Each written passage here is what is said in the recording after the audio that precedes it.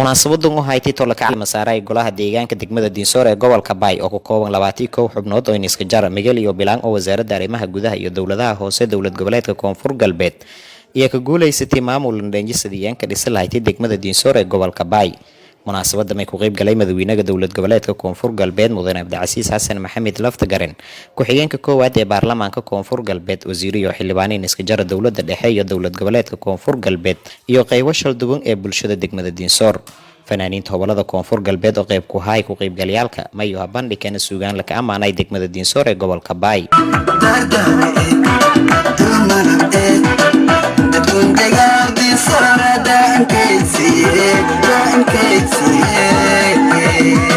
munaasabada Caleema saarka Golaha Degaanka degmada Diinsoor iyo socodkii ma yahay taytooyin iska jartay hambaliye iyo baraarujin oo ka eedanaytay sidii shacabka degmada Diinsoor lanka adeega lahay adeeg ka salaysan baahinta adeegyada dawladda iyo sidii horumar lan deersi lahay bulshada iyo may ku qaybgalayaalka iyo sheegana antitan iyo eta horumar muuqda. wasiir ku-xigeenka wasaaradda arrimaha gudaha dawladda federaalka Soomaaliya iyo wasiirka arrimaha gudaha iyo dawladaha hoose dawlad goboleedka Koonfur Galbeed mayo ku hadaleena muhiimadda bulshada iyo in leeta golo deegaan mudane madaxweyne ugu furiyaan awaamirteedana farti hayti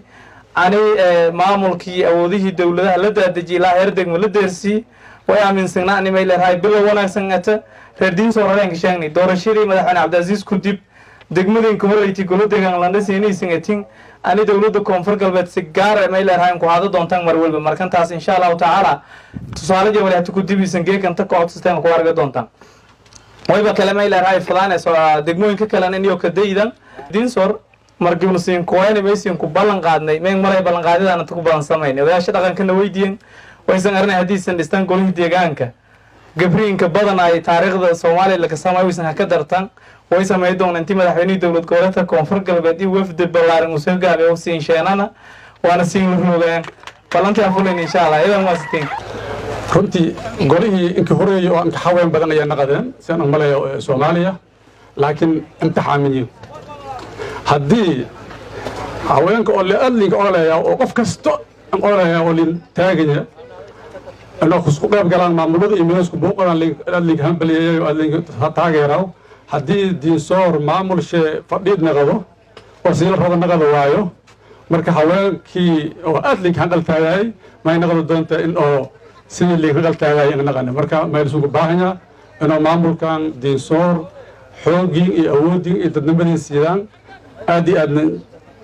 ugu muuqataan. madaxweynaha dawlad goboleedka Koonfur Galbeed mudane Cabdicasiis Xasan Maxamed Laftagaran iyo hambaliye andari maamulka cusub ee degmada Diinsoor maynu kala dardaaramay anti cadaalada iyo ka shaqeeyaan bulshada iyo mas'uulka ku eeyeen maynu mahadnaqay qof walba oo kaalan ku jeysadi suurtagalnimada helowga maamulka cusub ee degmada Diinsoor.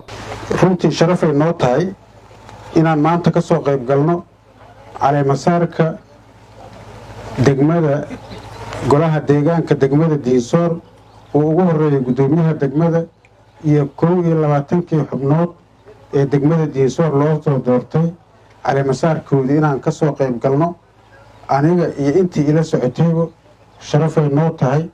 aad iyo aad ugu faraxsanahay waxaan leeyahay gudoomiyihii iyo golihii deegaankii 22 xubnood hambaliyo dadka reer Diinsoor hambaliyo maamul fiican oo nadiifa oo adduunyada dhan laga taageeray oo dawlad goboleedka Koonfur Galbeed taageertay oo dawladda federaalka taageertay oo international community taageereen oo cid kasta oo maqashay ay ku faraxday yaa sameeyeen waxaan ka mahad celinayaa sida ugu dhabar adeegteen aad iyo aad u mahadsantiin. waxaan kaloo rabaa inaan ugu mahad celiyo odayaashii dhaqankii inta laga sheegay oo 4 oday ahaa oo soo xulay Golaha Degaanka oo talabaanada qaatay sidaan ula hadalnayna u fuliyay bulshada iyo degmada Diinsoorna u daneeyay oo u dadaalay inay u soo xulaan maamul midaysan oo isku xiran oo dhameystiran oo gabdho iyo wiilalba u siman yihiin oo dalkan iyo deegaankan u adeegaan 3 oday 4 odayba aad ay u mahadsanyihiin.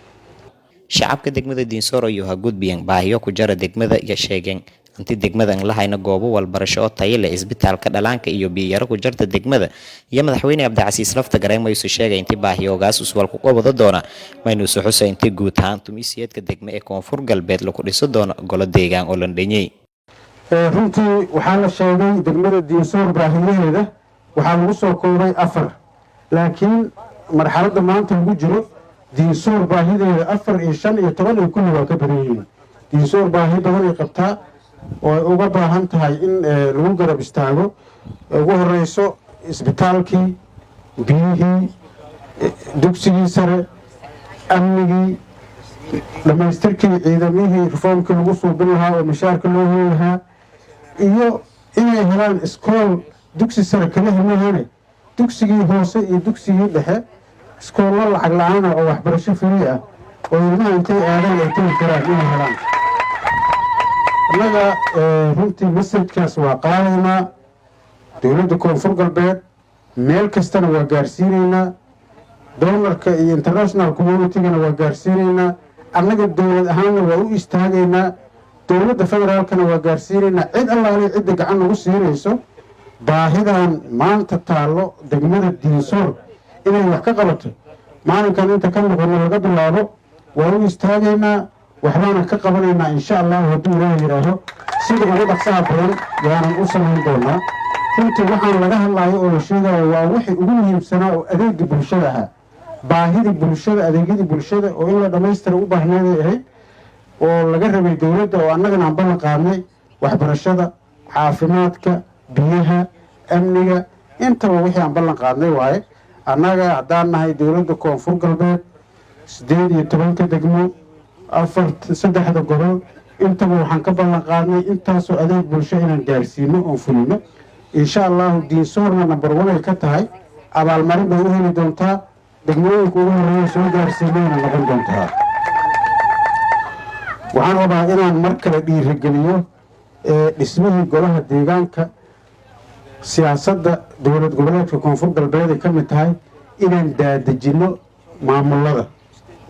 si loo gaaro isku filnaasho iyo wada lahaasho iyo laxjeclo gooni ay u helaan dadka deegaanadan degan koonfur galbeed degmo kasta oo ka mida degmooyinka koonfur galbeed waxaan ka suubinaynaa golo deegaan oo looga dayan doono sidaa quruxda badan oo loo dhisay degmada Diinsoor maamul kasta markaan samaynayno waxaa halhays noo ah ku dayo degmada Diinsoor sida degmada Diinsoor loo dhisay u dhis halhayska annaga iyo sloganka annaga kaasoo noqonaya dhowaan yahayti markii wasaaradda arrimaha gudaha iyo dowladaha hoose dowlad goboleedka koonfur galbeed iyo maamul cusub dhistay degmada Diinsoor ee gobolka Bay Caleema saarka golaha deegaanka degmada Diinsoor ma ku qayb galay madaxweynaha dowlad goboleedka koonfur galbeed